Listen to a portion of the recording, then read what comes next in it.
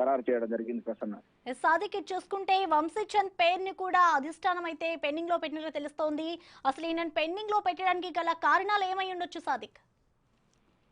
అదే ముఖ్యమంత్రి ప్రసన్న దీంట్లో ముఖ్యమంత్రి రేవంత్ రెడ్డి భారీ బహిరంగ సభలో వంశీచంద్ రెడ్డి పేరును ఖరారు చేయడం జరిగింది. అయితే అనూహ్య రీతిలో ఆయన పేరును అన్నది ఈ మొదటి లిస్టులో లేకపోవడం రాజకీయ వర్గాల్లో చర్చనీయాంశం అవుతుంది, గాంధీభవన్ వర్గాల్లో చర్చనీయాంశం మారుతుంది. ఆయన ఇప్పటికే ఆల్రెడీ ప్రచారంలో పాల్గొంటున్నారు.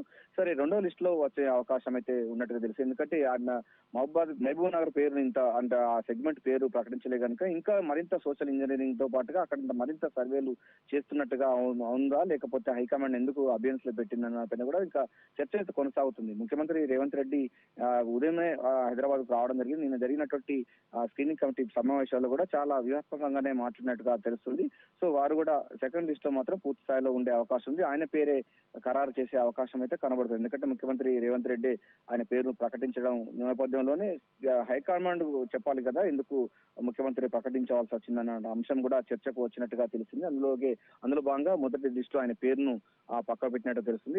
తర్వాత స్క్రీనింగ్ కమిటీ మరోసారి కూడా ఈ అంశం పైన పరిశీలించిన తర్వాత ఆయన పేరును ప్రకటించే అవకాశం అవుతుంది. ఏదైతే కాంగ్రెస్ పార్టీ హైకమాండ్ విడుదల చేసినటువంటి పేర్లను మాత్రమే ఉంటుంది. కానీ అందుకు కాస్త భిన్నంగానే ముఖ్యమంత్రి రేవంత్ రెడ్డి ప్రకటించడం కూడా హైకమాండ్ కాస్త ఆచితూచి వివరించినట్టుగా మనకు ఈడ అర్థం చేసుకోవచ్చు ప్రసన్న. అందులో భాగంగానే ఆయన పేరును ప్రకటించకపోవడం అన్నది రాజకీయంగా ప్రాధాన్యత సంతరించుకుంది. అదేవిధంగా గాంధీభవన్ వర్గాలు కూడా ఇదే మాట్లాడుకుంటున్న సందర్భం ఉంది. ముఖ్యమంత్రి రేవంత్ రెడ్డి ఆయన పేరును ప్రకటించడం జరిగింది, అయినప్పటికీ ఆయన మొదటి లిస్ట్ అనే పేరు రాకపోవడం ఏంటని కూడా వాళ్ళు ప్రశ్నిస్తున్నారు.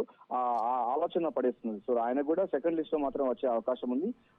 ఆ మేరకు కూడా ముఖ్యమంత్రి రేవంత్ రెడ్డి పావులు కలుపుతున్నట్టుగా తెలుస్తుంది. ఆయన ఎక్కువ స్థానం దాదాపు 10 నుండి 16 పార్లమెంటు సెగ్మెంట్ లో గెలుచుకునే లక్ష్యంగా వ్యూహాత్మకంగా ముందుకు పోతున్నటువంటి రేవంత్ రెడ్డి ఆ అభ్యర్థుల ఎంపిక ఖరారు పైన కూడా సోషల్ ఇంజనీరింగ్ తో పాటుగా బలమైన నాయకులు, అదేవిధంగా ఆ ప్రాంతానికి సంబంధించినటువంటి స్థానిక పరిస్థితుల అనుగుణంగా అభ్యర్థుల ఎంపిక అన్నది జరుగుతున్నట్టుగా ఈ నలుగురు యొక్క మొదటి లిస్ట్ లో నలుగురు పేరు అన్నది మనకు స్పష్టంగా అర్థమవుతుంది. సో సెకండ్ లిస్ట్ లో వంశీచంద్ పేరు దాదాపు ఖరారయ్యే అవకాశం ఉంది. అది ఢిల్లీ హైకమాండ్ నుంచి వచ్చిన తర్వాతనే ప్రకటించాల్సిన అవసరం ఉంటుంది కనుక ముందుగా ప్రకటించలేదనే అభిప్రాయం కూడా ఉంది. సో ఏదైనప్పటికీ ఆయన పేరు సెకండ్ లిస్ట్ లో వచ్చే అవకాశం ఉన్నట్టుగా అయితే గాంధీభవన్ వర్గాలు చెప్తున్నాయి. ఏదైనప్పటికీ మొదటి లిస్ట్ లో ఈ నలుగురు పేరు మాత్రమే ప్రకటించలేదు.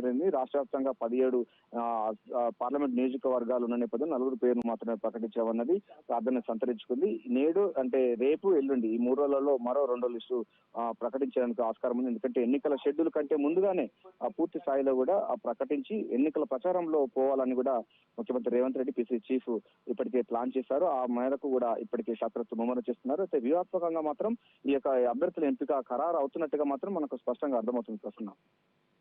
మనం చూస్తే ప్రెసెంట్ కాంగ్రెస్ అయితే ఇక్కడ తెలంగాణ